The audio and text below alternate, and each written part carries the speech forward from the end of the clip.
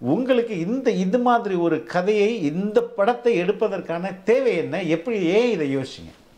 இல்லை சார், நான் 2000 ஒரு கிராமத்துக்கு போகிறேன், விகடன் நிருபரா.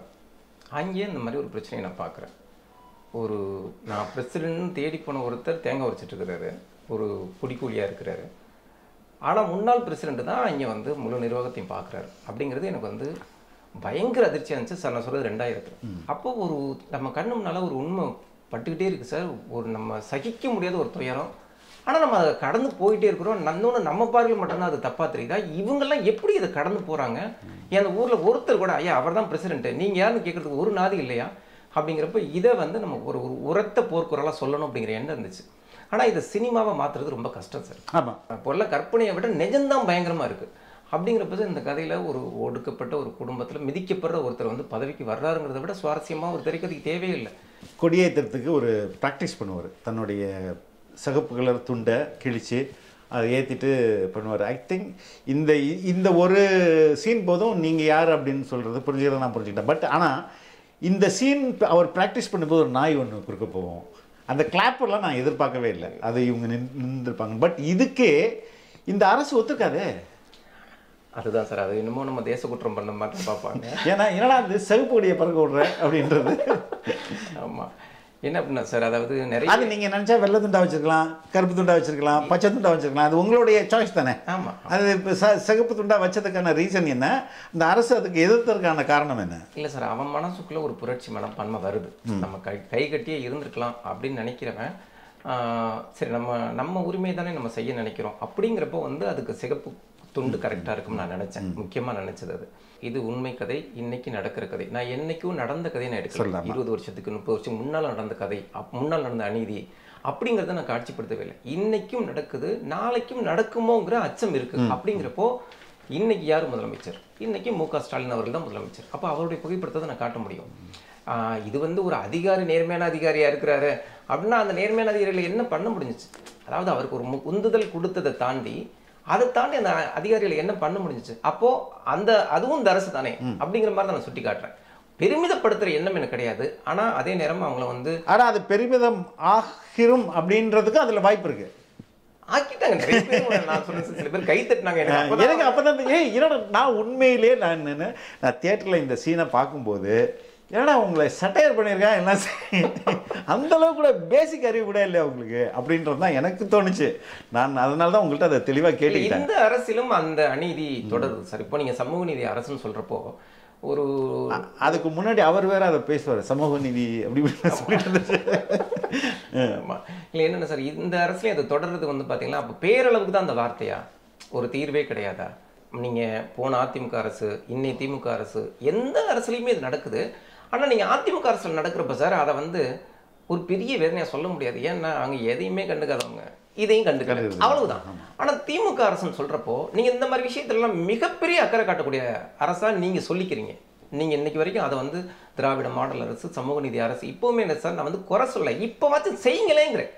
ஓவராலாக இந்த படம் வந்து நான் தமிழகத்துக்கு ரொம்ப தேவையான படம், அதில் எந்த மாற்று கருத்தும் இல்லை. அதே நேரத்தில் இன்னைக்கு வந்து ஒரு விமர்சனம் வைக்கப்படுதா அதாவது தலித்திய படங்களை, தலித்திய சமூக பிரச்சனைகளை, தலித் மக்களின் வழிகளை நீங்கள் அதை படமாக எடுக்கும்போது சாதி படம் அப்படின்றாங்க. அப்படி ஒரு விமர்சனம் இந்த படத்து மேலேயும் வந்துருக்கும்ல. இது பக்க பொலிட்டிக்கல் படம் சார். அது பொலிட்டிக்கல் படம் தான். ஆனால் அது சாதி படமாக மாறுது இல்லையா? தலித்துகளை பேசினால இன்னைக்கு சாதி படம் எடுக்கிறாங்க அப்படின்றது தானே. சாதி படம் எடுத்தால் என்ன சார் தப்பு? இந்த படம்ங்கிறது உங்களுக்கு தேவையான, அதாவது ஒரு படத்துக்கு உரிய வசதிகளை கொடுக்குமா கொடுக்காதா அப்படிலாம் தெரியாது. ஆனால் நம்ம ஒரு உண்மையை சொல்கிறதுக்கான ஒரு பெரிய வாய்ப்பு. அதை நம்ம எந்த அளவுக்கு ஆத்மார்த்தமாக உழைப்பாக பண்ணணுமோ அப்படி பண்ணுங்க. இன்னொரு விஷயம் முக்கியம்னா, இந்த படைப்பை வச்சு ஒரு வெற்றியை கூட, அங்கீகாரத்தை கூட, ஒரு நல்ல பேரை கூட வாங்கணும்னு நினைக்காதீங்க. அது அந்த மக்களுக்கு நீங்கள் செய்கிற மிகப்பெரிய துரோகம். வணக்கம் தொடர். வணக்கம். நந்தன் உண்மையிலே ஒரு மிக அற்புதமான படம். தமிழர்கள் எல்லாருமே பார்க்க வேண்டிய படம். அந்த படத்தை கொடுத்ததுக்கு உண்மையிலே மனமார்ந்த நன்றி அண்ட் வாழ்த்துக்கள். ஒரு பானை சோத்துக்கு ஒரு சோறு பதம் அப்படின்ற மாதிரி அந்த படம் வந்து ஃபஸ்ட்டு ஒரு ஓப்பன் சேலஞ்சோடு ஆரம்பிக்குது. இப்படியெல்லாம் நடக்குமா இந்த காலத்தில் அப்படின்னு கேட்டால், வாடா நான் கொண்டு போய் காட்டுறேன் அப்படின்னு ஆரம்பிக்குது. அதுக்கே ஒரு தைரியம் வேணும். ரெண்டாவது, முதல் ஷாட் வந்து ரொம்ப பிரமாதமான ஷாட்டு. அங்கே யார் பேசுகிறாங்க, யார் அந்த அவங்களுடைய செருப்பை மட்டும், அதுலேயே ஏற்றத்தாழ்வுகள், அதுலேயே வர்க்கம், அதுலேயே சாதி எந்த அளவுக்கு அதில் கண்டுபிடிக்க முடியும்னு தெரியல. நிச்சயமாக வர்க்கம் தெரியுது, அதில் வர்க்கம் இருக்குது. அவ்வளோ க்ளீனாக அது பண்ணியிருக்கீங்க. அதிலே நான் வந்து உண்மையிலே ஓகே இந்த படம் பார்க்க வேண்டிய படம்னு எனக்கு அந்த ஃபஸ்ட்டு ஷாட்டே முடிவு பண்ணுச்சு. ஆனால் இந்த காலத்துக்கு ரொம்ப தேவையான படமும் கூட. இது மாதிரி இந்த படத்தை பற்றி சொல்லிகிட்டே போகலாம். முதல்ல உங்களுக்கு இது மாதிரி ஒரு கதையை, இந்த படத்தை எடுப்பதற்கான தேவை என்ன, எப்படி, ஏன் இதை யோசிச்சிங்க? இல்லை சார், நான் 2000 ஒரு கிராமத்துக்கு போகிறேன், விகடன் நிருபரா. அங்கேயே இந்த மாதிரி ஒரு பிரச்சனையை நான் பார்க்குறேன். நான் பிரசிடென்ட்னு தேடி போன ஒருத்தர் தேங்காய் உரைச்சிட்ருக்கிறாரு, ஒரு குடிக்கூலியாக இருக்கிறாரு. ஆனால் முன்னாள் பிரசிடென்ட் தான் இங்கே வந்து முழு நிர்வாகத்தையும் பார்க்குறாரு. அப்படிங்கிறது எனக்கு வந்து பயங்கர அதிர்ச்சியாக இருந்துச்சு சார். நான் சொல்கிறது 2000. நான் என்ன நினச்சேன்னா, ஒருவேளை இந்த கிராமத்தில் மட்டும் இப்படி இருக்கும் போல இருக்குது அப்படின்னு சொல்லிட்டு நான் போன வேறு விஷயத்தை முடிச்சுட்டு நான் வர்றேன். அதுக்கப்புறம் பல கிராமங்களுக்கு நான் போகிறப்பெல்லாம் சார், ஒரு சில கிராமங்களில் இந்த ஒரு அநீதி கண்ணில் பட்டுக்கிட்டே இருக்குது. சில பேர் பேசுகிறாங்க, சில பேர் பேசலை. அப்படிங்கிறப்போ நான் இப்போ விகடனை விட்டும் வெளியில் வந்துட்டேன். இதுக்கப்புறம் நான் வந்து உடன்பிறப்பேன்னு ஒரு படம் பண்ணுறேன், ஜோதியோட 50வது படம். அப்போ லொக்கேஷன் பார்க்க போகிறப்போ புதுக்கோட்டை, சிவகங்கை பகுதிகளுக்கு போகிறேன். அங்கே ஒரு ஊரில் பெர்மிஷன் கேட்க போகிறப்போ ஒருத்தர் வந்து கராராக பேசுகிறப்போ பார்த்தா அவர் தான் பிரசிடென்ட் அப்படிங்கிறாங்க. சரின்னு சொல்லி நான் போயிட்டு எல்லாம் பண்ணி, இருந்தாலும் ஒரு ஒப்புதல் கடிதம் வாங்கிப்போம், ஏன்னா நாளைக்கு ஷூட்டிங் போய் பிரச்சனை பண்ணுவாங்கன்னு சொல்லிட்டு, ஐயா ஒரு கையெழுத்து போட்டிங்கன்னா நல்லாயிருக்கும் அப்படின்னு. டேய் அது கேட்குறாங்க, கையெழுத்து போட்டு கொடுறா அப்படின்னா. அப்போ தான் எனக்கு தெரியுது அவர் தான் பிரசிடென்ட்டு. கையை கட்டி நிற்கிற ஒருத்தர் தான் பிரசிடென்ட்டு, இவர் வந்து முன்னாள் பஞ்சாயத்து தலைவர் அப்படின்னு. அப்போ நம்ம கண்ணு முன்னால் ஒரு உண்மை பட்டுக்கிட்டே இருக்குது சார். நம்ம சகிக்க முடியாத ஒரு துயரம். ஆனால் நம்ம அதை கடந்து போயிட்டே இருக்கிறோம். இன்னொன்று நம்ம பார்வையில் மட்டும்தான் அது தப்பாக தெரியுதா? இவங்கெல்லாம் எப்படி இதை கடந்து போகிறாங்க? அந்த ஊரில் ஒருத்தர் கூட ஐயா அவர் தான் பிரசிடென்ட்டு, நீங்கள் யாருன்னு கேட்குறதுக்கு ஒரு நாதி இல்லையா அப்படிங்கிறப்ப இதை வந்து நம்ம ஒரு உரத்த போர்க்குறலாக சொல்லணும் அப்படிங்கிற எண்ணம் இருந்துச்சு. ஆனால் இதை சினிமாவை மாற்றுறது ரொம்ப கஷ்டம் சார். ஆமாம், ஏன்னா இந்த கதை, ஏன்னா இந்த படத்தில் நீங்கள் எழுதுறதுல இந்த வழக்கமான சினிமா இருக்கும்ல, ஒரு காதல், ஒரு ஒரு ஒரு முரட்டு வில்லன், ஒரு நயவஞ்சகம், அதுக்கப்புறம் ட்ராக் காமெடி, இது மாதிரி எதுவுமே இல்லாமல் ஸ்ட்ரைட் டு த சப்ஜெக்ட் மட்டும்தான். அதில் சப்ஜெக்டை விட்டு எந்த இடத்துலையுமே எங்கேயுமே விலகி யாருமே போடலாம், சப்ஜெக்ட் மட்டும்தான் இருக்குது. அப்போ இதை ரொம்ப சேலஞ்சாக நீங்கள் பண்ணியிருக்கீங்க. அதை எந்த இடத்துலையும் தொய்வாகாமல் படம் போகுது, அதுவும் ரொம்ப முக்கியமானது. அது என்னென்ன சார் தொய்வு ஆணுச்சுன்னா சார், அந்த நம்ம சொல்ல வேண்டிய விஷயம் வந்து சோர்ந்து போயிடும். இல்லை, இதை எப்படி நீங்கள் கையாண்டிங்கன்னு கேட்குறேன். நீங்கள் சொன்ன மாதிரி இது ரொம்ப ட்ரையான ஏரியா. இல்லை முக்கியமாக சார், இந்த உண்மையை சொல்லணுங்கிற எண்ணம் இருந்துச்சு. ஆனால் இதை திரை மொழியாக ஆக்குறது கஷ்டம். அதையும் தாண்டி சார், அதாவது சார் சில நேரத்தில் கற்பனை இல்லாத ட்விஸ்ட்டுகள் நிஜத்தில் இருக்கும். பொருளை கற்பனையை விட நிஜம்தான் பயங்கரமாக இருக்குது. அப்படிங்கிறப்ப இந்த கதையில் ஒரு ஒடுக்கப்பட்ட ஒரு குடும்பத்தில் மிதிக்கப்படுற ஒருத்தர் வந்து பதவிக்கு வர்றாருங்கிறத விட சுவாரஸ்யமாக ஒரு திரைக்கதைக்கு தேவையில்லை. ஆனால் இந்த கதைக்கு யார் முதலீடு போடுவாங்க அப்படிங்கிறது இருக்குது. நிச்சயமாக போட மாட்டாங்க சார். ஏன்னா அது அப்போதைய அரசு பாதிக்கும், ஆட்சியாளர்களை பாதிக்கும், சம்மந்தப்பட்ட தயாரிப்பாளருடைய அடுத்தடுத்த ப்ராஜெக்டுகளை பாதிக்கும். அப்படிங்கிறப்போ வந்து நிச்சயமாக பண்ண மாட்டாங்கன்னு தோணுச்சு. அதனால இதை கொஞ்சம் நல்ல கதையை, அவங்களே தவிர்க்க முடியாத கதையை உருவாக்கணும் அப்படிங்கிறதுக்காக நான் அந்த எழுத்தாக்கத்தில் கொஞ்சம் நிறைய காம்ப்ரமைஸ் பண்ணினேன், சுவாரஸ்யத்துக்காகவும் திருப்பங்களுக்காகவும். அதை பண்ணி போய் தேடி போனாலுமே தயாரிப்பாளர்கள் கிடைக்கல. கேரக்டர்ஸ் உண்மையிலே இந்த படத்தில் ஒவ்வொரு கேரக்டருமே ரொம்ப ரொம்ப அற்புதமான கேரக்டராக இருக்குது. அது வந்து அம்பேத்குமாராக இருக்கட்டும், அவருடைய மனைவி, அவங்க ஆக்சுவலாக அந்த மனைவி தான், அவங்க தான் போல்டு அவரை விட. ஆமாம், அவங்க தொடர்ச்சி அதை நீங்கள் வந்து அந்த ஒரு டம்மி ஹீரோயின்லாம் வந்து காட்டல, ரொம்ப பியூட்டிஃபுல்லாக அவங்களுக்கான முக்கியத்துவம், அவங்க தான் ரொம்ப ஷார்ப்பான, அவங்க தான் வந்து என்ன சொல்கிறது, அந்த கேட்டலிஸ்டான வேலையை அவங்க தான் பண்ணிடுவாங்க, ஊக்கி விடுறதுக்கான வேலையை அவங்க தான் பண்ணுவாங்க. அந்த கேரக்டர், விமன் கேரக்டர் ரொம்ப பிடிச்சிருந்தது. நம்ம வீடுகளே பாருங்கள் சார், நம்ம ஒரு குழப்பத்தில் இருப்போம், அசால்ட்டாக நம்ம மனைவி ஒரு தீர்வு சொல்லுவாங்க. நம்ம அதை நிறைய இடங்களில் பார்த்தீங்கன்னா சார், அம்மாவும் மனைவியும் எடுக்கிற முடிவுகளை நம்ம ஒரு ஆணாக எடுக்கவே முடியாது. குழப்பவாதியாக இருப்போம். ஒரு விஷயத்தை போட்டு 10 நிமிஷத்தில் தீர்வு எடுக்க வேண்டிய விஷயத்துக்கு பல மணி நேரம் குழம்பிட்டு இருப்போம். அவங்க சொல்கிற தீர்வுகள் நம்மளுக்கு வந்து ரொம்ப பக்கபலமாக இருக்கும். அப்போ நம்ம படங்கள் தான் வந்து பெண் கதாபாத்திரங்களுடைய வலிமையை குறைச்சி வந்து போகிற பாத்திரங்களா, அவனுக்கு ஏதோ அடிமை சதுரம் அப்படிங்கிற மாதிரி இருக்குது. அதை விட ரொம்ப அருமையான பெண் கதாபாத்திரம் அந்த பெரியவருடைய மனைவி, புரட்சியாளர்னா உண்மையில் அந்தம்மா தான். ரொம்ப ரொம்ப எனக்கு ரொம்ப பிடிச்சி, அவன் பேசாமல் என் பையனாக பிறந்திருக்கலாம்டா அப்படின்னு சொல்கிறது, அதுதான் ஐ திங்க் அவங்க பேசுகிற கடைசி டைலாக் நினைக்கிறேன், அந்த அந்த அந்த கேரக்டர். ஆனால் ரொம்ப பவர்ஃபுல், ரொம்ப மைல்டு. அதை எப்படி உருவாக்குனீங்க? நார்மலாக அந்த சொசைட்டியில் அம்மாவும் அப்படி தானே இருக்கிறதா எல்லா சினிமாக்களும் காட்டிட்டு வந்திருக்கு, பொது புத்தியும் அப்படி தானே இருக்கும். இல்லை நிச்சயமாக பார்த்தீங்களா சார், நீங்கள் அந்த இடத்துல தான் நான் பார்த்த மாவட்டங்களையும் சரி, நம்ம தஞ்சாவூர், திருவாரூர், புதுக்கோட்டை மாவட்டங்களும் சரி, மற்ற இடங்களையும் பார்த்தீங்கன்னா ஆண் தான் அந்த ஒரு டாம்பிகத்தை காட்டுறது, அதாவது நல்ல பழகுவான், ஆனால் அந்த ஒரு விளக்கத்தை வந்து மெயின்டைன் பண்ணிகிட்டே இருப்பான். ஆனால் பெண் அப்படி இருக்க மாட்டாங்க. அவங்க வந்து இவருக்கு பரிமாற சாப்பாட்டை அவங்களுக்கும் பரிமாற நினைப்பாங்க. அந்த மாதிரியே ஒரு அந்யோன்யத்தை மெயின்டைன் பண்ணிகிட்டே இருப்பாங்க அவங்க. குறிப்பாக வந்து ஒரு இதில் உள்ள எல்லாருமே எதிர்பார்க்காங்க அப்படிங்கிற மனநிலை இருக்காது. நீங்கள் அதெல்லாம் பார்த்தீங்கன்னா அந்த பாட்டியை சந்திக்க போவாங்க ஒரு பாட்டில். அவங்க 2 பேரும் அதாவது பார்த்தீங்கன்னா நீங்கள் ஒடுக்கப்பட்ட அந்த பாட்டி கால் நீட்டி போட்டு பேசிகிட்டு இருப்பாங்க, இவங்க உட்காந்து பேசிகிட்டு இருப்பாங்க. அப்போ அப்படியே ஒரு அந்யோன்யம் இருக்கும். ஏன்னா அவங்க 2 பேரும் ஒன்றா படித்தவங்க ஒரு காலத்தில். அப்போ அந்த அன்பை விட்டு அவங்க விலகலை அப்படிங்கிறது காட்ட வேண்டியது. இன்னொன்று எனக்கு தெரிஞ்சு சார், ஒரு குடும்பத்தில் எல்லாருமே எதிர்ப்பாக இருக்கிறது இல்லை. பசங்க ஃப்ரெண்ட்ஸாக இருப்பாங்க. நம்ம வேலை பார்க்குறவரோட பையனும் முதலாளியோட பையனும் நல்ல ஃப்ரெண்ட்ஸாக இருப்பாங்க. அப்போ அந்த மாதிரி நம்ம வந்து எல்லாரையும் வில்லனை காட்ட வேண்டிய அவசியம் இல்லை அப்படின்னு தோணுச்சு. அதுக்கு வந்து ஒரு பெண் எப்போவுமே வந்து ஒரு பெண் கதாபாத்திரம் வந்து நான் பார்த்த பாத்திரங்களை பண்ணணும்னு நினைப்பேன் படத்தில். அந்த மாதிரி நிறைய பேர் நான் பார்த்துருக்கேன்.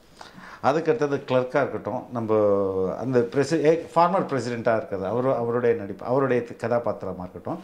சமுத்திரகனி கதாபாத்திரம் ஒரு ட்விஸ்ட் இருக்குது. அது அப்படி எதற்கான அப்படி ஒரு அவருடைய உடல் ரீதியாக ஒரு ட்விஸ்ட் வேண்டியது இருந்தது இல்லை. ட்விஸ்ட்டுன்னு சொல்லலை, ஒரு இடஒதுக்கீட்டின் அடிப்படையில் ஒரு பொறுப்புக்கு வந்தவருக்கு அதோட வேல்யூ தெரியும், மற்றவங்களுடைய வழி தெரியும்.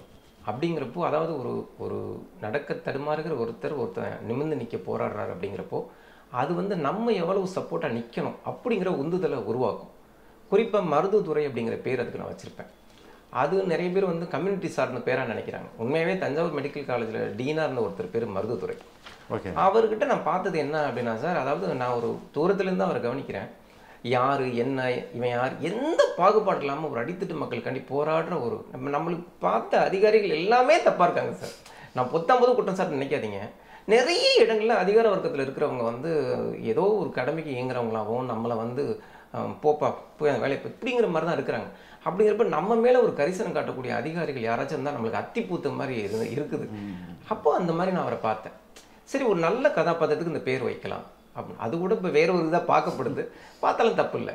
ரெண்டாவது அந்த படத்தோடைய சீன்ஸ், அந்த சீன்ஸ் இல்லாமல் நான் வந்து அந்த வாழ்க்கை முறை இடையில நீங்கள் போகிற இன்சர்ட்ஸ், அந்த பையனை வந்து அந்த அம்மா அடிக்கும் போதெல்லாம் அதில் வர இன்சர்ட்ஸ்லாம் ரொம்ப ரொம்ப இயல்பாகவும் அந்த வாழ்க்கை முறையோட அப்படியே ஒன்றி போகாமவும் இருக்குது. அதெல்லாம் வந்து உண்மையிலே அந்தந்த பர்டிகுலர் கிராமங்களில் போய் ஷூட் பண்ணதா? முழுக்க கிராமங்கள் சார். நான் இதில் எதுவுமே செட்டே போடல சார். இதில் ஆர்ட் டிபார்ட்மெண்ட்டுக்கு வேலையே இல்லை. நிறைய இப்போ இயக்குனர் சர்க்குன்னு பார்த்துட்டு முதல்ல கேட்டு, சார் யார் சார் ஆர்ட் டேரக்டர்? பின்னிட்டார் சார், இவ்வளோ தத்ரூபமாக ஆர்ட் டேரக்டர் கூட நிற்பார். ஆனால் நான் அந்த வீடுகள், அந்த களம், அந்த தெருக்கள்லேயே நடக்கணுங்கிறதுல தெளிவாக இருந்தேன் சார். ஏன்னா அதை வந்து சினிமா பண்ணவே முடியாது. நம்ம அந்த வாழ்வியல அந்த உண்மையை நம்ம எவ்வளோ பெரிய ஆர்ட் டேரக்டர் கொண்டு வந்தாலும் முடியாது அப்படிங்கிறதுல. அப்போ அந்த மக்கள்கிட்ட ஒப்புதல் வாங்கி பண்ணால் போதும் அப்படிங்கிற மாதிரி. இப்போ நீங்கள் பார்த்தீங்கன்னா அந்த பையனை அடிக்கிறப்ப அந்த தெருவில் உள்ள பெண்கள் திரும்பி பார்ப்பாங்க. அது ஷூட்டிங்கை திரும்பி பார்த்தது. ஓகே. அப்போ என் கேமராமேன் சொல்கிறோம், அது இந்த மாதிரியான காட்சிகள் அமையாது. அது மட்டும் இல்லாமல் நிறைய இயற்கை ஷாட்ஸ், அது பறவைகள் போகிறது, அது மாதிரிலாம் நிறையா, அதெல்லாம் இன்சர்ட்ஸ் எடுத்து வச்சுட்டீங்களா முன்னாடியே? இல்லை, கிடைக்கிற வாய்ப்புகள்ல எடுத்துறது. ஓகே. பாரு அங்கே பிடிச்சிட்டு இருக்காங்க, டக்குனு எடுத்துக்க ஒரு ஷாட். சசிகுமார் சார் என் மேலே ரொம்ப டென்ஷன் ஆகிட்டார் ஒரு கட்டத்தில். அவர் ஃபுல் மேக்கப் ரெடியாக எல்லாம் நிற்பாரு, நான் ஒரு குழந்தைகளுக்கு ஷாட் வச்சுட்டு இருப்பேன். ஆமாம், அந்த இதுக்குள்ள. ஏன்னா இது கிடைக்காது, சசிகுமார் சார் எப்பவும் கிடைப்பாரு. அப்படிங்கிறப்போ அதுக்கெல்லாம் ஒருத்தங்க ஒத்துழைக்கிறது பெரிய விஷயம். இப்போ நம்ம ஒரு பார்வையின் பேரில் ஒன்று பண்ணலாம் சார், ஒரு பறவைகள் நல்லா இருக்குது பறந்து போது பண்ணலாம்னா, ஆனால் அதுக்கு கதாபாத்திரங்களை ஒத்துக்கணும்.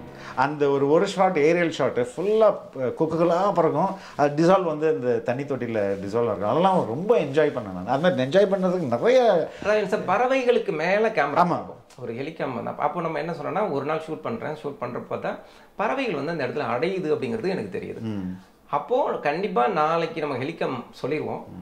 ஹெலிகாம் சவுண்டில் பறவைகள் கிளம்பும். அது வந்து பறவைகள் வந்து அந்த சவுண்டில் கிளம்புற பறவைகள் தான். அப்போ பறவைகளுக்கு மேலே கேமரா வச்சா நல்லா இருக்கும். ஏன்னா அது இது வரைக்கும் நம்ம எல்லாம் நிறைய பேர் சிஜின்னு சொன்னாங்க.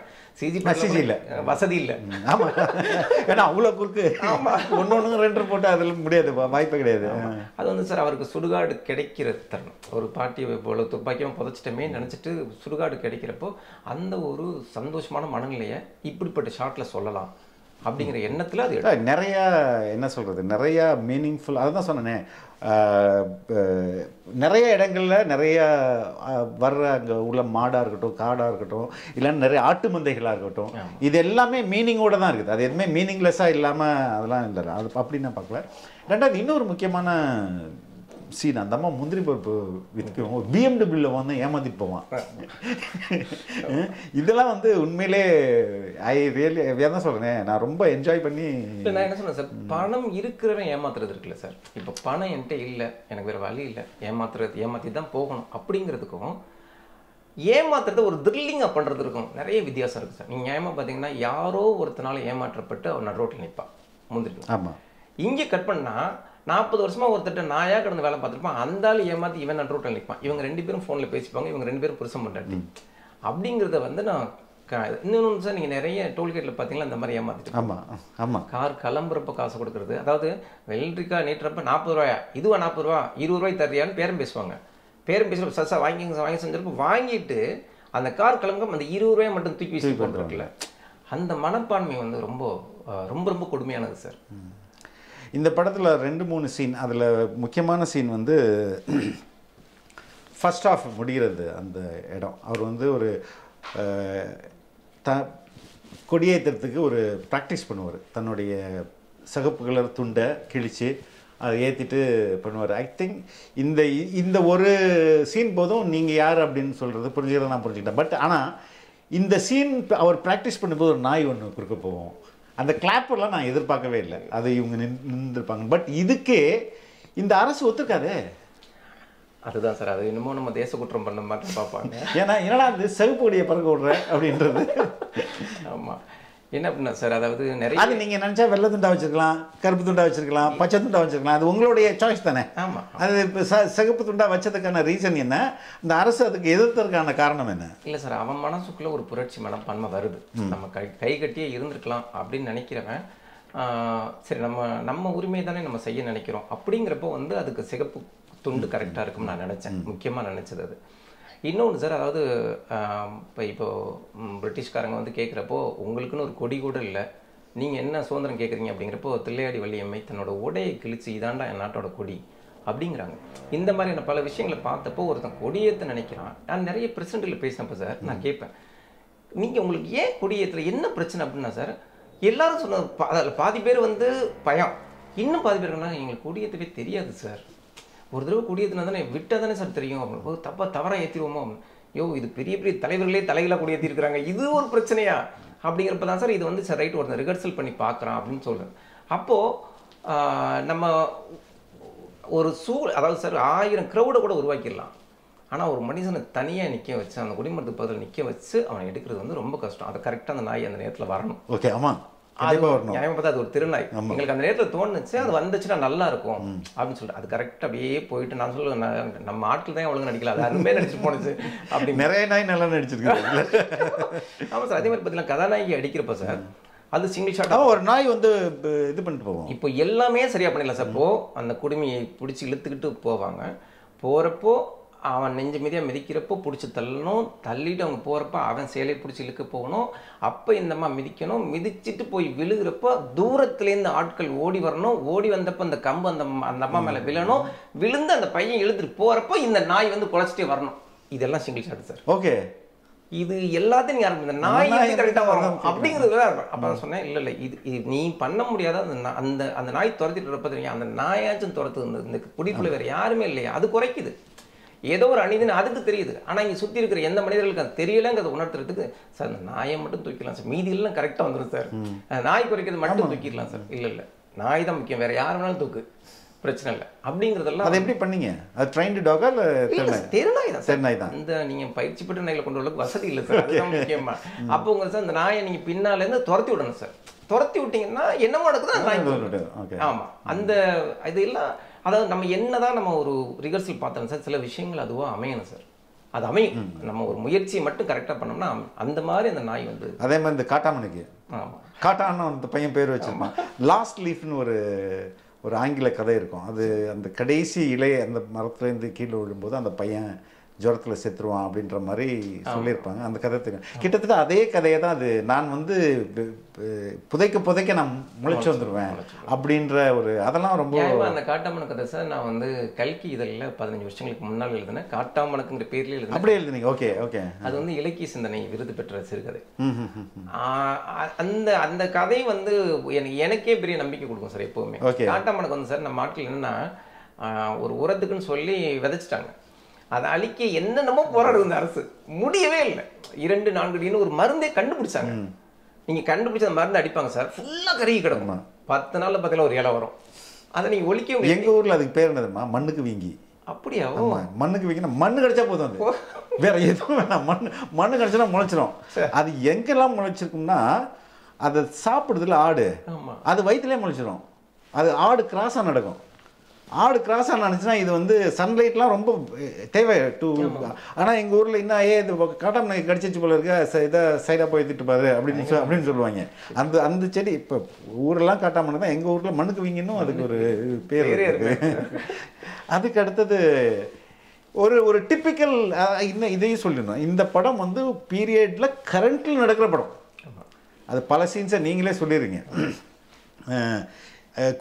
வெகு விரைவில் ஆண்களுக்கும் உதவித்தொகை, அப்புறம் அதுக்கு அடுத்தது மோடி காசு, எல்லாமே இன்னைக்கு நடக்குது அப்படின்ற மாதிரி சொல்கிறீங்க.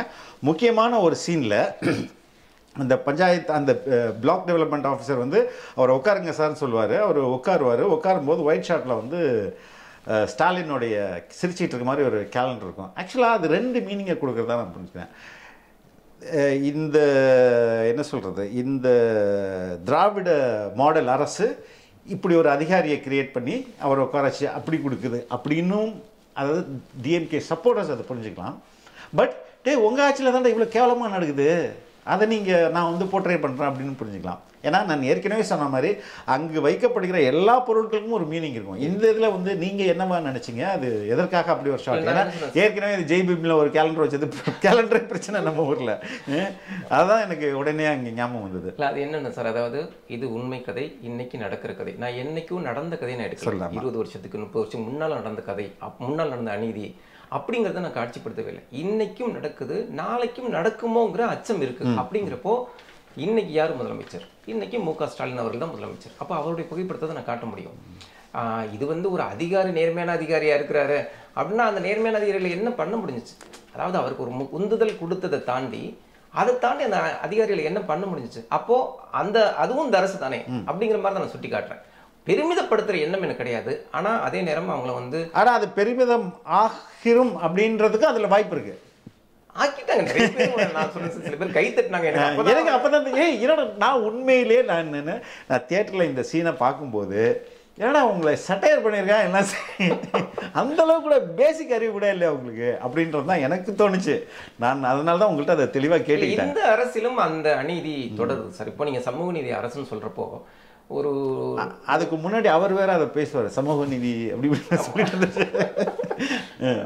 இல்லை என்னென்ன சார், இந்த அரசுலேயும் அது தொடர்றது வந்து பார்த்தீங்கன்னா அப்போ பேரளவுக்கு தான் அந்த வார்த்தையா, ஒரு தீர்வே கிடையாதா? இன்னொன்று இவங்களுக்கான தீர்வை கொடுக்குறது என்ன அவ்வளோ கஷ்டமா என்ன? ஆமாம், ஒரு இடஒதுக்கீட்டின் அடிப்படையில் கிராம பஞ்சாயத்து தலைவர்களாக வர்றவங்களுக்கு அந்த உரிய அதிகாரம் கிடைக்கிறதுக்கு இந்த அரசால் முடியாதா? இன்னுமே வந்து ஒரு அதிகாரத்தின் கீழ் கட்டமைக்கப்பட்டு யாரோ ஒருத்தருக்கான ஒரு அடிமைப்பட்ட ஆட்களாக அவங்க இருக்கிறாங்கிறது தெரியாதா என்ன அதிகாரிகளுக்கு? இந்த அரசுக்கு தெரியாதா என்ன? அந்த ஊர்ல பல கட்சி ஆட்கள் இருக்காங்கல்ல, ஆளுங்கட்சி ஆட்கள். இவங்களுடைய இதுலயே நிறைய பிரச்சனை, உட்கார வீட்டுல பிளாஸ்டிக் சேர்ல நிறைய பிரச்சனைகள் தொடர்ச்சியா இவங்களே வந்தது. இவங்க ஆட்சியிலே நடந்து தானே இருக்கு. ஆமா, நான் என்ன சொன்னேன் சார், நீங்க போன அதிமுக அரசு, இன்னை திமுக அரசு, எந்த அரசுலையுமே இது நடக்குது. ஆனா நீங்க அதிமுக அரசுல நடக்கிறப்ப சார் அதை வந்து ஒரு பெரிய வேதனையா சொல்ல முடியாது. ஏன்னா அவங்க எதையுமே கண்டுக்காதவங்க, இதையும் கண்டுக்காது, அவ்வளவுதான். ஆனா திமுக அரசுன்னு சொல்றப்போ நீங்க இந்த மாதிரி விஷயத்துல மிகப்பெரிய அக்கறை காட்டக்கூடிய அரசா நீங்க சொல்லிக்கிறீங்க. நீங்க இன்னைக்கு வரைக்கும் அதை வந்து திராவிட மாடல் அரசு, சமூக நீதி அரசு, இப்பவுமே என்ன சார் நான் வந்து குறை சொல்ல, இப்பவாச்சும் செய்யுங்களேங்கிறேன். இப்பவாச்சும் செய்யுங்களேன். உங்க கண்ணு முன்னால நானே 100% கொண்டாந்து நிறுத்துறேங்கிறேன். நான் வந்து சும்மா பேருக்கு அந்த கார்டு போடல சார். இப்படியெல்லாம் நடக்குதா நீங்கள் கேட்டிங்கன்னா உங்கள் கையை பிடிச்சி உங்கள் அழைச்சிட்டு போய் காட்டுறதுக்கு தயார்னா சும்மா ஒரு ஜம்பம் அடிக்கிறதுக்கோ ஒரு தெனாவட்டு காட்டுறதுக்கோ நான் போடல. இது தாங்க முடியாத வழியோட தான். அதாவது நீங்கள் என்ன சொன்னாலும் என்ன சொல்றீங்க, இதெல்லாம் நடக்குதா, இப்போ நடக்குதா, எந்த ஊரில் இப்படியெல்லாம் நடக்குது, அப்படி இருந்தாலும் எங்கேயாச்சும் ஒன்று நடக்கும். அதை கொண்டாந்து காட்சிப்படுத்தி பூதாகரப்படுத்தி இந்த ஆட்சியே அப்படிங்கிற மாதிரி சித்தரிக்கிறாங்க. இப்படிங்கிறாங்கல்ல, அப்படி கிடையாது. நான் வந்து என்ன சொல்கிறது, ஒரு 200 தலித் பஞ்சாயத்து தலைவர்கள் இருக்கிறாங்க அப்படின்னா ஒரு 150 பஞ்சாயத்து தலைவர்கள் நல்லா இருக்காங்க, 20 பஞ்சாயத்து தலைவர்களுக்கு அந்த பிரச்சனைனா அதை நான் பூதாகரப்படுத்தினா நீங்கள் என்னை சட்டையை பிடிச்சி கேள்வி கேட்கலாம். நான் என்ன சொல்கிறேன்னா 99.9% பஞ்சாயத்து தலைவர்கள் இன்னும் இந்த அநீதிக்கு ஆளாக்கப்பட்டுக்கிட்டே இருக்கு. இந்த படத்தோட கிளைமேக்ஸ் அப்படி தான் முடியுது. அவரை வந்து சினிமா தனமாக வந்து வெள்ளை வேட்டி போட்டு மறுபடியும் பச்சை எங்களை கையெழுத்து போடுறாரு. அந்த நேமுக்கு அப்புறம் வருவோம். ஆனால் அதுக்கு அடுத்த கட்டே நீங்கள் வந்து ஒரு செய்தியாளர் எப்படி போயிட்டு இந்த பஞ்சாயத்து தலைவர்கள்ட்ட, உண்மையான பஞ்சாயத்து தலைவர்கிட்ட சவுண்ட் பைட்ஸ் எடுப்பாங்களோ அதே மாதிரி அவங்களோட இன்டர்வியூஸையும் நீங்கள் தொடர்ச்சியாக ப்ளே பண்ணுறீங்க. ஆமாம், அதான் ரியாலிட்டி இல்லையா? ஆமாம், உண்மையிலே இவர் உட்கார்றது சினிமா தனம். அதையும் சொல்லுவேன், இது சினிமா அதான் சொல்லிருக்கீங்க. ஆனால் நிஜத்தில் அப்படின்னு சொல்லிட்டு சார் நான் அந்த தலித் பஞ்சாயத்து தலைவர்களை நான் வந்து வரிசை பண்ணுறேன். என்னென்ன சார், இன்னைக்கு வந்து தான் ஒடுக்கப்பட்டிருக்கலாம், பிரச்சனைக்கு ஆளாகப்பட்டிருந்தாலும் அதை வெளிப்படையாக சொல்கிறதுக்கான ஒரு திராணி இல்லை. இந்த திராணி இருந்தால் தான் அவங்க அங்கேயே எதிர்த்துருவாங்களே. இப்போ எங்கிட்ட பேசுகிறதுக்கும் நான் என் வீடியோக்கு முன்னால் அவங்க பேசுகிறதுக்கும் அவங்களுக்கு சக்தி இருந்துச்சுன்னா அவங்க ஊர்க்காரங்கள்ட்ட சண்டை போட்டுருவாங்களே. அப்போது அப்படியெல்லாம் இல்லை, அதை அடங்கி ஒடுங்கியே இருக்கலாம், நம்ம அனுசரிச்சே போகலாம், இவங்களை எதிர்க்க வேணாம் அப்படிங்கிற மனநிலை கொண்ட மக்கள்கிட்ட நான் பேசி எந்தளவுக்கு நான் புரிய வச்சுருப்பேன், அவங்கள்ட்ட ஒரு ஸ்டேட்மெண்ட் வாங்க நான் எவ்வளோ போராடி இருப்பேன் அப்படிங்கிறத புரிஞ்சுக்கணும். நான் காட்டினது வேணால் ஒரு 6-7% இருக்கலாம் சார். பல பேரை நான் வந்து அது எடுத்திருக்கேன். ஓகே, அது நிறைய பற்றிலாம் ஒரு சில இது தணிக்கையிலையும் போயிடுச்சு. ஏன்னா கடைசி நேரத்தில் என்ன சொல்லிட்டாங்கன்னா, இந்த பிரசிடென்ட்களோட வாக்குமூலம்லாம் உங்களுக்கு தேவையா, இது காட்சிப்படுத்துறது மூலம் நீங்கள் என்ன சொல்ல வர்றீங்க, ப்ரூவிங் ரியாலிட்டி அப்படின்னு சொல்லுவாங்க. அதுதான் ஃபர்ஸ்ட்லேருந்தே சொல்ல வருது அதுதான். அப்படிங்கிறப்போ ஒரு சில பேர்ட்ட போயிட்டு NOC லெட்டர் வாங்கிட்டோம் கடைசி நேரம் வேற. ஓகே, இப்போ தென்காசியில் விருதுநகரில் இருக்கிறவங்கள்ட்ட போயிட்டு நான் வாங்க முடியும். நான் சொல்கிறேன், சார் நான் எடுத்துருக்கதே வீடியோ, இதுக்கு வேணா ஃபோன் நம்பர் தரேன் பேசுங்க அப்படின்னு. ஆனால் இல்லை NOC வேணும் அப்படின்ட்டாங்க. அப்புறம் அதில் ஒரு சில பேருடைய வாக்குமூலங்களை நம்ம சேர்க்க முடியல. ஓவராலாக இந்த படம் வந்து நான் தமிழகத்துக்கு ரொம்ப தேவையான படம், அதில் எந்த மாற்று கருத்தும் இல்லை. அதே நேரத்தில் இன்றைக்கி வந்து ஒரு விமர்சனம் அதாவது தலித்திய படங்களை, தலித்திய சமூக பிரச்சனைகளை, தலித் மக்களின் வழிகளை நீங்கள் அதை படமாக எடுக்கும்போது சாதி படம் அப்படின்றாங்க. அப்படி ஒரு விமர்சனம் இந்த படத்து மேலேயும் வந்துருக்கும்ல. இது பக்க பொலிட்டிக்கல் படம் சார். அது பொலிட்டிக்கல் படம் தான், ஆனால் அது சாதி படமாக மாறுது இல்லையா? தலித்துகளை பேசினால இன்னைக்கு சாதி படம் எடுக்கிறாங்க அப்படின்றது தானே. சாதி படம் எடுத்தால் என்ன சார் தப்பு? சார் சாதி பிரச்சனைகள் இருக்கிற வரைக்கும் ஜாதி படங்கள் வரதானே செய்யும், அது வர்றது தானே சரியா. நான் என்ன சொன்னேன், ஜாதியே இல்லை ஏன் இப்போ ஜாதி படம் எடுக்கிறீங்கன்னு கேட்டிங்கன்னா சூப்பர் கேள்வி. ஆனால் ஜாதி பிரச்சனை இருக்கும், ஜாதியை ஒடுக்க எங்கேயோ அங்கே ஒன்று இங்கே நடக்கிறத இவங்க பூதாகரப்படுத்துறாங்க அப்படித்தானே வைக்கப்படுது. அதான் சார் நான் என்ன சொன்னேன், ஏங்க இது வந்து 2 சமூகத்துக்கு மகத்தில் பிரச்சனை ஏற்படுத்துங்க, அண்ணன் தம்பியாக பழகிட்டு இருக்காங்க, இவங்க இப்படியெல்லாம் படத்தை எடுத்துக்கிட்டு சண்டையை தானே வளர்த்து விட்றாங்க அப்படின்ற கருத்தை தானே முதல்ல வைக்கப்படுது. இல்லை நான் சொல்கிறேன் அநீதி சார், கிட்டத்தட்ட ஒரு 40-50 வருஷமாக நடக்குது, யாரு கண்ணிலையும் படலையா என்ன? இன்னைக்கு தலித் ஓரியன்ட் படங்கள் நிறைய வருதுங்க சார், அதில் கூட இந்த அநீதியை பற்றி பேசலை. நீங்கள் வந்து MLA MP மத்திய அமைச்சர் அப்படி போகிற அரசியலை தாண்டி சார் பஞ்சாயத்துக்களுக்கான அரசியல் அடிப்படை உங்க வேறு இங்கே தான் இருக்கு. இங்கேயே அந்த அநீதி நடக்குது அப்படிங்கிறப்போ நீங்க எப்படி அதை சர்வசாதாரணமாக கடந்து போவீங்க அப்படிங்கிறது இருக்குல்ல. இப்போ அந்த ஊர்ல வந்து இப்போ நம்மள மாதிரி இளைஞர்கள் யாரும் இருக்க மாட்டாங்களா? ஒரு உணர்வெழுச்சியான தம்பிகள் இருக்க மாட்டாங்களா? அந்த தம்பிகிட்ட தானே கதைய ஆரம்பிக்குது. ஆமா, அவன் தான் ஒரு மரணம் தான் இவ்வளோ பெரிய ஒரு மாற்றுதலுக்கு இதுவாக, அந்த மரணமும் கூட ஒரு கொலையாக தான் நடக்குது.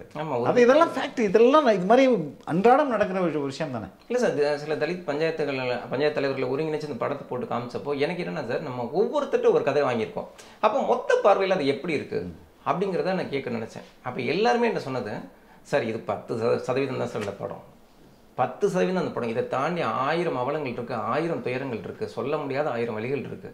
ஆனால் நீங்கள் இதை முதல் ஆளாக சொன்னதுல எங்களுக்கு இது ஒரு விடிவை கொடுக்கும், தீர்வை கொடுக்கும், ஒரு அரசு தரப்பை சிந்திக்க வைக்குங்கிற நம்பிக்கை எங்களுக்கு இருக்குது. அதுலேயும் ஒரு பஞ்சாயத்து தலைவர் சொன்னதெல்லாம் சார் என்னால் காட்சிப்படுத்த முடியாமல் போயிடுச்சு. அவர்கிட்ட நான் ஆள் வாட்டு சாட்டமாக இருந்தார். நான் சொன்னேன், ஏங்க நீங்களாவது இப்போ மற்றவங்களாச்சும் கொஞ்சம் கல்வியறிவு இல்லாதவங்களா, கொஞ்சம் சக்தியற்றவங்களா இருக்காங்க, 10 பேர் அடிக்கிற பவர் இருக்குது உங்களுக்கு, நீங்கள் அந்த ஒரு ஆதிக்காட்டில் எதிர்த்து கேள்வி கேட்டதான் என்ன குடியேற்ற விடலைன்னு மட்டும் என்ன சொல்கிறீங்க அப்படின்னா சார் அவர் சொன்ன ஒரு துயரம். சார் இதே மாதிரி நான் கொடியேற்ற போனப்போ நம்ம படத்தில் காட்டுற மாதிரி சார், கொடியேற்ற போனப்போ என் கையிலேருந்து அந்த கைத்தை பிடுங்கி இன்னொருத்தர் ஏற்ற வச்சாங்க. நான் வந்து தத்தளிச்சு போயிட்டேன் சார். அன்றைக்கி எனக்கு ரொம்ப எதுவுமே பண்ண முடியல. அந்த அதிர்ச்சியிலேருந்து மீள்றதுக்குள்ளே கொடியை ஏற்றி ஸ்வீட் கொடுத்துட்டாங்க. இப்போ நான் சோர்ந்து போய் வர்றப்போ நான் நேராக கலெக்டரை பார்க்க போனேன் சார். கலெக்டரை பார்க்க போய் ஐயா இந்த மாதிரி பண்ணிட்டாங்கன்னா யார் பண்ண சொல்லுங்கள், நான் இமீடியட்டாக நடவடிக்கை எடுக்கிறேன்னு சொல்லிப்போ, ஐயா நடவடிக்கைலாம் எடுக்க வேணாம், ஏன்னா நான் திரும்பி அந்த ஊருக்குள்ள தான் இருக்கணும், என் சமுதாய ஆட்கள் அந்த ஊருக்குள்ள தான் இருக்கணும், அதனால் சண்டை அவங்களாம் வேணாம் ஐயா, நான் ஒன்று ஒரு பிரசிடெண்ட்டாக என்னுடைய அதிகாரத்தை நான் சரியாக பயன்படுத்தணும்னு நினைக்கிறேன். அதனால் அடுத்த வருஷம் சுதந்திர தினத்துக்கு நான் கொடியேற்றுற மாதிரி, அதாவது நான் உங்களை பார்த்ததாவோ பேசினதாவோ சொல்லிடாதீங்க, அதிகாரிகளாக அவர் தான் ஏற்றணும் அப்படின்னு சொல்லி என்னை கொடியேற்ற வச்சிங்கன்னா பெரிய புண்ணியமாக இருக்குமையா அப்படின்னு ஒன்று சார். அந்த கலெக்டர் உண்மையாகவே பண்ணி அந்த வீடியோட்டெல்லாம் பேசி, நான் இருந்தாலும் இல்லாட்டியும் பரவாயில்ல, இவர் அடுத்த முறை கொடியேற்றுற மாதிரி பண்ணுங்கன்னு சொல்லி ஒரு உத்தரவு போடுறாரு சார். அதே மாதிரி அடுத்த சுதந்திர தினம் வருது, வீடியோவை கூப்பிட்டு ஊர்க்காரங்களை எச்சரிக்கிறாரு, எப்பா அவர் தான் கொடியேற்றணும் பார்த்துக்குங்க, வேறு மாதிரி ஆகி போயிடும், அப்படின்னு சொன்னாங்க சார். இப்போ இவருக்கு தெரிஞ்சிருச்சு நம்ம தான் ஏற்ற போகணும் எல்லாம் சொல்லி இப்போ கொடியேற்ற நிகழ்வு சார். எல்லாம் வர்றாங்க, மெம்பர்ஸ் எல்லாம் வர்றாங்க, ஊர்க்காரங்க வரும். இப்போ கொடியேற்றுறாரு, யாரும் தடுக்கல, கொடியேற்றுறாரு. அதாவது அவன் சொல்கிறேன் சார், நான் என்னுடைய அணுகுமுறை எவ்வளோ பெரிய வெற்றியை கொடுத்துருச்சுன்னு நான் நினச்சேன் சார். அவ்வளோ ஸ்லீப்போடு அந்த கொடி ஏற்றினேன். கொடி ஏற்றி இப்படி கைத்தை கட்டினா சார், திரும்பி பார்த்தோன்னா ஒருத்தன் இல்லை சார் ஊர்க்காரன். மெம்பர் எல்லாம் போயிட்டாங்க, ஊர்க்காரன் எல்லாம் போயிட்டாங்க. நான் மட்டும் கொடி ஏற்றி நான் மட்டும் நிற்கிறேன். இப்போ எது தப்பு குழந்தைங்க போதும் எனக்கு, நான் குழந்தைங்க இப்போ நீ போய் இருந்தால் இல்லாட்டி போ அப்படின்னு சொல்லிட்டு கொடி ஏற்றிட்டு அந்த தாம்பரத்தில் இந்த சாக்லேட்டை தூக்கி குழந்தைங்களுக்கு கொடுத்தா ஒரு குழந்தை வாங்கலை சார். எல்லா குழந்தைங்களும் ஊர்க்காரன் போன மாதிரி எல்லா குழந்தைங்களும் போயிட்டுருக்காங்க. உலகத்தில் சாக்லேட் வேணாம்னு சொன்ன குழந்தைங்களை பார்த்துருக்கீங்களா நீங்கள்? ஒரு பிரசிடெண்ட்டாக ஒரு கொடி ஏற்றி கொடி பறக்குது அப்படி. ஆனால் நான் வந்து அந்த இனிப்பு தட்டை வச்சுட்டு அப்படியே அனாதையாக நிற்கிறேன். இது வந்து நான் கொடியேற்றாமல் போனப்போ கூட நான் இவ்வளோ குனி போகலை. இப்போ என்னை குடியேற்ற விடலைங்கிறத போயிட்டு நான் கம்ப்ளைண்ட் பண்ணலாம். எங்கிட்ட இனிப்பு வாங்கலைங்கிறத போயிட்டு நான் எந்த கோர்ட்டில் போய் சொல்ல முடியும்? அப்போது நீங்கள் ஒரு அடிமைத்தனத்துலேருந்து வெளியில் வரணும்னு நீங்கள் நினச்சிங்கனாலே உங்களை மிதிக்கிறதுக்கு 1000 மூலைகள் யோசிக்கும். அதெல்லாம் நீங்கள் தவிடுபடியாக இன்னும் எத்தனை வருஷங்களோ ஆகும். அப்போ நம்ம எதுக்கு உங்கள்கிட்ட முட்டி மோதனை அனுசரித்து போயிடுவோம். ரெண்டாவது இதில் அந்த மெயின் லீட் கேரக்டர் அது ஆசைப்படுறதோ அதோட தேவை என்னென்னா ரொம்ப அடிப்படையானது. போர்டில் என் பேரை வைங்கடா, அதுக்கு அடுத்தது என்னை கொடியேற்ற விடுங்கடா, சேர் என் ஆஃபீஸுக்கு என்னை வந்து உட்கார விடுங்கடா. இது மாதிரி அடிப்படை தான். இந்த அளவுக்கு சாதி வன்மம் இந்த சமூகத்தில் இன்னளவும் இருக்குதா சார்? நான் படத்தில் காட்சிப்படுத்தினதை விட இன்னும் மோசமாக இருக்குது சார், மிக மோசமாக இருக்குது சார். அதை வந்து இது மிகைப்படுத்தி காட்டணும். இது வந்து இப்பேற்பட்ட துயரத்தை சொல்கிறதுனால வந்து நமக்கு ஒரு இயக்குனராக பெரிய அடையாளம் கிடைக்கும். துளி சார் உண்மையை சொல்கிற இந்த படப்பிடிப்பு தொடங்குறப்ப என்னுடைய தம்பிகளுக்கு நான் போட்ட ஒரு குறிஞ்செய்தி இப்போ தான் தம்பி காட்டினாங்க. இந்த படம்ங்கிறது உங்களுக்கு தேவையான, அதாவது ஒரு படத்துக்கு உரிய வசதிகளை கொடுக்குமா கொடுக்காதா அப்படிலாம் தெரியாது. ஆனால் நம்ம ஒரு உண்மையை சொல்கிறதுக்கான ஒரு பெரிய வாய்ப்பு. அதை நம்ம எந்த அளவுக்கு ஆத்மார்த்தமாக உழைப்பாக பண்ணணுமோ அப்படி பண்ணுங்க. இன்னொரு விஷயம் முக்கியம்னா, இந்த படைப்பை வச்சு ஒரு வெற்றியை கூட, அங்கீகாரத்தை கூட, ஒரு நல்ல பேரை கூட வாங்கணும்னு நினைக்காதீங்க. அது அந்த மக்களுக்கு நீங்கள் செய்கிற மிகப்பெரிய துரோகம். அதற்கு அடுத்தது இந்த முக்கியமான ஒரு விஷயமா நான் பார்த்தது, அந்த ஹீரோவுடைய பேர் அம்பேத் குமார். ஆனால் வந்து கூல்பானை அப்படின்னு கூழ் வர அது வசனங்கள், அந்த பேர் முக்கியமானது. அதுக்கப்புறம் ரொம்ப அவனை எந்த அளவுக்கு சிறுமைப்படுத்த முடியும், அந்த பஞ்சாயத்து ஒரிஜினல் பஞ்சாயத்து பிரசிடெண்ட்டாக எந்த அளவுக்கு சிறுமைப்படுத்த முடியும்னா, இவன் ஒன்றுக்கு போகிறது கூட வயாகரா போடணும். அதெல்லாம் எவ்வளோ ரொம்ப வன்மமான வார்த்தைகள்ல. அது மாதிரி அதே மாதிரி பொலிட்டிக்கலாகவும் நிறையா, அது வந்து சிறுத்தைனாலும் பிடிக்காது அது. அதுக்கப்புறம் என்னடா முப்பாட்டன் சீமான் மாதிரி நீயும் முப்பாட்டன் முருகன் சொல்லிட்டு இருக்க. இதெல்லாம் வந்து ரொம்ப பர்ஃபெக்டாக அது எல்லா கட்சிகளையும் அதை வந்து மென்ஷன் பண்ணுற மாதிரி இருக்கு. ஆமாம் சார். அந்த இவர் சசிகுமாரை செலக்ட் பண்ணுறப்ப கூட அவர் இன்னொரு ஆள் சொல்லுவார், ஊர்க்காரர் சொல்லுவார், அடிமையை செலக்ட் பண்ணுறதுல அம்மா மிஞ்சிட்டீங்க அப்படிங்கிற. அம்மா வந்து சென்சார் அவங்க அது மட்டும் இல்லை, தவழ்ந்து வந்தவங்களாம் என்ன நாங்கள் தான் பார்த்தோம். அது கொத்தடிமை எப்படிறா அப்படின்றது அடிமை இல்லை, கொத்தடிமை அப்படின்றது. இது எல்லாமே இன்னைக்கு கரண்ட் பொலிட்டிக்கல் இதுக்கெல்லாம் எப்படி இருந்தது? சென்சாரில் எப்படி இருந்தது, தியேட்டரில் எப்படி இருந்தது ரெஸ்பான்ஸு? இல்லை தேட்டரில் புரிஞ்சுக்கிட்டாங்க சார். நீங்கள் என்னதான் சென்சார் பண்ணாலும் தேட்டரில் புரிஞ்சுக்கிட்டாங்க. அது தவழ்ற காட்சிகளே குறைக்க சொன்னாங்க சார். ஓகே. அதாவது திமுக அரசு சென்ட்ரல் கவர்மெண்ட் தான் இனிமே ஃபைன். சென்ட்ரல் இது இருந்தால் கூட அது தவழ்றது தப்பு இல்லை சார். இன்னொன்று தவழ்றதுங்கிற வார்த்தையும் தப்பு கிடையாது. ஆமாம். அப்போ நான் நினைச்சதை விட நீங்கள் பெருசாக நினைக்கிறீங்க. ஓகே, ஒத்துக்கிறேன். தவழ்றதுன்னு சொன்னாலே உங்கள் கண்ணு முன்னால் யார் வர்றாரு, அப்போ ஓகே சார், அப்போ என் கருத்து கரெக்டாக தான் இருக்குது, நம்ம 2 பேரும் ஒரே கருத்தில் தான் இருக்கோம் அப்படிங்கிற மாதிரி தான் நம்ம ஒத்துக்கிட்டோம். குறிப்பாக அம்பேத்குமார்ங்கிற பேர் சார், நிறைய நான் படிக்கிற காலத்தில் பார்த்தீங்கன்னா அம்பேத்கர் பேர் நிறைய பேர் இருக்கும். அம்பேத்குமார்ங்கிற பேர் அம்பேத் ராஜன். அப்போது அது என்னென்னா சார், இப்போது ஒரு மிகப்பெரிய நெருக்கடிகளுக்கும் வன்முறைகளுக்கும் ஆளாக்கப்படுறப்போ இந்த பெயர் ஒரு கம்பீரத்தை கொடுக்கும் அப்படிங்கிற நம்பிக்கையில் அந்த பேர் வைக்கப்படுது சார். ஆனால் எனக்கு தெரிஞ்ச சில நண்பர்கள் பார்த்தீங்கன்னா அந்த பேரை வச்சுக்கிட்டு கூட கை கட்டி தான் நிற்பாங்க. அம்பேத்கர்ங்கிற பேரை வச்சுட்டு நீ கை கட்டி நின்றுட்டு அப்படிங்கிறப்போ இப்போது அந்த பாட்டி சொல்லுவாங்க, நீங்கள் கவனிச்சுக்கலாம். அதாவது எல்லாரும் காலனிக்குமார் பரக்குமார்னு உன்னை கிண்டல் பண்ணாங்க, நீ அழுதுட்டு வந்து நின்ன. அப்போ என் புருஷன் உன்னை தூக்கிட்டு போயிட்டு வாத்தியார்ட்டேன் அம்பேத்குமார்னு பேர் வச்சாரு. நாங்களாம் சொன்னோம் ஐயனார்னா தெரியும், அது யாரையும் அம்பேத்கர்னு சிரித்தோம். இந்த பேர் தாண்டா இவன் பெரிய ஆளாக்கும் அப்படின்னு சொன்னார். இன்னைக்கு நீ பெரிய ஆள் ஆகிட்ட அப்படிங்கிறப்ப சார் இவ்வளவு பின்னணி இருக்குது, ஒரு பெயர் வைக்கப்பட்டது இருக்குது. ஆனால் அந்த பேரை நாங்கள் உச்சரிக்கவே மாட்டோம்டான்னு சொல்லி கூலுப்பானன்னு ஒரு பேரை சொல்லி இவங்க கூப்பிட்ற விதம் இருக்குல்ல, அது அந்த சம்மந்தப்பட்ட நாயகனுக்கும் புரியாது. ஓகே அப்படின்னு சிரிச்சுட்டு போயிட்டே இருப்பாங்க. அப்போ சார் அந்த பேர் கூட உங்களுக்கு ரொம்ப தொந்தரவு பண்ணுது. அந்த போர்டில் இருக்கு பார்த்தீங்களா சொல்லுவாங்க, ஐயா உங்கள் பேர் கூட என் பேர் இருக்கலாம், அந்த பேர் கூட அப்படின்னு வைஸ் பிரசிடென்ட் சொல்லுவார், பேரை தூக்குடா அப்படின்ட்டு, பேரை தூக்குடா அப்படிம்பாரு, என் பேர் அலிடா அப்படிம்பாரு. அந்த பாட்டியோடைய டெத்து சீன், இதை பரியல் புதைக்கிற அந்த சீன், அது வந்து மேக்ஸிமம் வந்து அது ரியல் மாதிரி தான் இருந்துச்சு. அது கொஞ்சம் கொஞ்சமாக மூஞ்சில் தண்ணி ஊருக்கிட்டு அதே மாதிரி அந்த செம்மண் மழை இதெல்லாம் அது உண்மையிலே அந்த ஒருத்தர் சம்படி பஸ் தேரா இல்லை கிராஃபிக் அது இல்லை கிராஃபிக்ஸ் பண்ண முடியாது சார், ஏன்னா தண்ணியில் கிராஃபிக்ஸ் பண்ணுறது கஷ்டம், பண்ணுறது கஷ்டம். அப்போ பாட்டிட்டு என்ன சொன்னேன் அப்படின்னா, இந்த மாதிரி நிறைய அதாவது சுடுகாடு பிரச்சனையை வந்து தமிழ்நாட்டோட பெரும் பிரச்சனை இருக்குது சார். அதை நம்ம வந்து எங்கேயோ நடக்கிற ஒரு பிரச்சனையாகவே பார்த்துட்டு இருக்கோம், கிடையவே கிடையாது. எனக்கு தெரிஞ்சு ஒரத்தநாடு பக்கத்தில் ஒரு கிராமத்தில் 12 சுடுகாடு இருக்கு, ஒவ்வொரு ஜாதிக்கும் ஒரு சுடுகாடு, அங்கேயும் கூட தலித்துக்கு சுடுகாடு கிடையாது. அப்படிங்கிறப்போ வந்து சுடுகாடு பிரச்சனை பெரும் பிரச்சனை.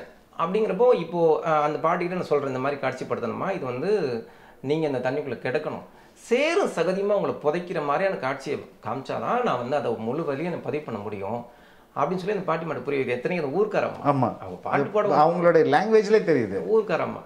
அப்படிங்கிறப்ப சார் இப்போ என்னை போட்டு புதைக்கணுங்கிற அதானே அப்படின்னு கேட்குறாங்க. இல்லைம்மா இவ்வளோ தூரம் தண்ணி இருக்கும், அதை மட்டும் நீங்கள் தாங்கிக்கங்க. ஏன்னா ஒரு 75 வயசு பாட்டி சார், நமக்கே இவ்வளோ தூரம் தெரிந்தாலும் மூச்சு விட பயமாக இருக்கும். சரி படுக்க போடுறா அப்படின்ட்டாங்க. படுக்க போட்டு எடுத்தோம்னா சார் அது பயம் வந்துருச்சு அவங்களுக்கு. இன்னொன்று தண்ணி இவ்வளோ தூரம் இருக்கிறப்ப நடுங்குது உடம்பு, இவ்வளோ தூரம் நடுங்குது. அப்போது நான் 2வது தடவை சொல்கிறேன், அம்மா வேணாம் சரி நான் பார்த்துக்கிறேன், என்னோட அசிஸ்டண்ட்டுக்கே முகத்தை மட்டும் மாத்திரமா நான் பண்ணிக்கலாம் அப்படின்னு சொல்லி பண்ணேன் சார். இப்போ அந்த பாட்டி சொல்கிறாங்க, இப்படி ஒரு அவலமாக எரிக்கிறாங்க புதைக்கிறாங்கிறத காட்சிப்படுத்தும், அவ்வளோதானே நான் பண்ணுறேன் விடு. ஏன்னா என்னுடைய உறமுறை சார்ந்த பல பேரை எரிக்கவும் புதைக்கவும் நாங்கள் கஷ்டப்பட்டிருக்கோம். அப்படிங்கிறப்ப தான் சார் அவங்க ஒடுக்கப்பட்டவங்கிற தகவல் எனக்கு தெரியும். ஓகே, நான் ஒரு பாத்திரமா அவங்க பாட்டு பாடுறது எனக்கு பிடிச்சிச்சு, அதுக்கு தான் அந்த பாத்திரமாக்குனேன். அப்போ நான் பண்ணுறப்ப எத்தனை டேக் வேணாலும் எடு நான் பண்ணுறேன் அப்படின்னு சொல்லி ஒரு துயரமான ஒரு வாழ்க்கை சொன்னாங்க சார். இப்போ 11 நாள் எடுக்கிறோம் சார், அதாவது சின்ன யூனிட் வச்சுக்கிட்டு ஷூட்டிங் முடிச்சு சின்ன யூனிட் வச்சுட்டு இதை எடுக்கிறோம். 11 தடவை எடுக்கிறப்போ அவங்க வந்து ஒரு கட்டத்தில் இதாகி, இது ஒரு நீ ஒன்று பண்ணு, ஒரு 2 மாதம் கழிச்சு வா, நானே உண்மையாக செத்துருவேன். ஐயோ ஏன் பாட்டு இப்படி சொல்கிறீங்க, ஆமாடா அது அதுக்குள்ள அன்னைக்கு கேட்குற லைவ் வராது அப்படின்னு. அந்த அளவுக்கு சார் தண்ணியை இந்த அளவுக்கு தாங்குவாங்க. இப்போ சார் நீங்கள் மண்ணை கொட்டுறப்ப தாங்கணும், கரெக்ட், ஒரு செகண்டில் தூக்கிடுவோம், ஆனாலும் ஏன் தாங்கணும். அப்படிங்கிறப்ப அந்த பாட்டி அதுக்கு கோஆப்ரேட் பண்ணது பெரிய விஷயம் சார். லெங்க்தி ஷாட் வேறு இல்லை, லெங்க்தி ஷாட் வேறு. என்னென்னா அதில் நீங்கள் வந்து சிஜி பண்ணுறதோ அதனால் அது அமையாது. நீங்கள் அது பார்த்தீங்கன்னா அது அந்த சேரும் சகதியமாக இருக்கிறப்ப அப்படியே தமிழ் வாழ்களை வந்து அப்படி. இப்போது கரெக்டாக நம்ம படம் ரிலீஸ்க்கு 2 மாதத்துக்கு முன்னாடி அந்த பாட்டி தவறிட்டாங்க. இந்த சீன்ஸ்லாம் முன்னாடியே யோசிச்சிட்டிங்க நீங்கள்? எழுதுறப்பவே யோசிச்சு ஈவன் த கட் டிசால்வ்ஸ் எல்லாம் கூட அது இல்லை சார், இல்லை வந்து எடிட்டில் தான் கொஞ்சம் பிளான் பண்ணுவேன். Okay okay. ஆமாம். அதற்கு அடுத்தது இசையும் நல்லா இருக்கு, உங்களுடைய சினிமாட்டோகிராஃபரும் பியூட்டிஃபுல்லாக பண்ணியிருக்காரு. எஸ்பெஷலி ஏரியல் ஷார்ட்ஸு, அந்த பாட்டி தூக்கிட்டு போகும்போது ஒரு பட்டாசு இதெல்லாம் வந்து வானம் அதுதான். நான் ஃபஸ்ட்டு கிராஃபிக்ஸாக இருக்குமான்னு நினச்சேன், இல்லைடா இவங்க நல்லா ரியலாக இருக்குது. கிராஃபிக்ஸ் பண்ண படம் கிடையாது, எப்போவுமே நெருக்கடி வந்து நம்மளுக்கு ஒரு விஷயத்தை கற்றுக் கொடுக்கும் சார், அந்த மாதிரி தான் அது. ரொம்ப எல்லா விதத்துலேயும் இது சாட்டிஸ்ஃபைடான ஒரு மூவியாக இருக்குது. இந்த படம் வெற்றி பெற உண்மையிலே என் மனமார்ந்த வாழ்த்து. ரொம்ப நன்றிங்க சார், ரொம்ப நன்றி. அதாவது இவ்வளவு நுட்பமான பார்வையும் நம்ம சரியான விஷயத்தை தான் செஞ்சுருக்கோம் அப்படிங்கிற நம்பிக்கையும் எனக்கு மிகப்பெரிய, இதுதான் எங்களுடைய வெற்றி. இந்த படம் உரிய தீர்வை கொடுத்துச்சுன்னா அது எல்லாருக்குமான வெற்றி அமையும் சார். ரொம்ப நன்றி.